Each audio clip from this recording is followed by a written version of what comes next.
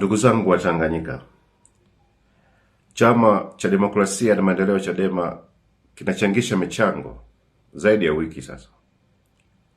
Chama hiki ni chama pekee ambacho kilikataa kuingia kwenye uchaguzi, kikasimama na wewe mwananchi kwa ajili ya kupigania haki za msingi, ili wewe na mimi tupate haki ya kuchagua kiongozi tunayemtaka. Maamuzi hayo yalikifanya chama hiki kipoteze kila kitu. Hakina ruzuku ya shilingi moja kuendesha chama, kwa sababu kiliamua kusimama na wewe ili nchi yetu ipate haki. Sasa hivi chama hiki kinachangisha michango ya kuandaa baraza kuu kubwa la kihistoria la kufanya maamuzi ya katiba mpya na maamuzi ya mwisho ya kumtoa Tundu Lissu gerezani. Tunakuja mbele zako, tunaomba ukichangie chama hiki. Hiki chama ni sauti yako.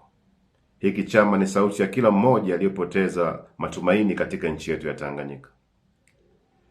Naomba ingia mfukoni mwako sasa, chukua simu yako, tuma mchango wako kwenda namba 0744446969.